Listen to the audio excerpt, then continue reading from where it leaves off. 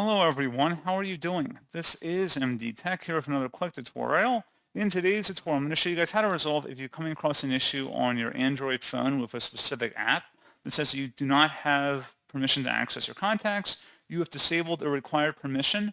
So this should hopefully be a pretty straightforward process here, guys. And without further ado, let's go ahead and jump right into it. All you have to do is swipe up on your home screen and select the Setting Gear button. And then you want to go down and select the Security and Privacy tile.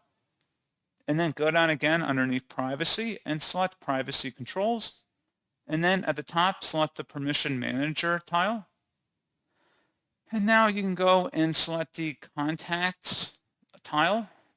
And then whatever app you're having a problem with, go ahead and select it, and then select the Allow button for that app.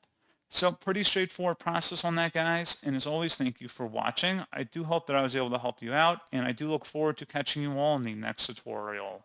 Goodbye.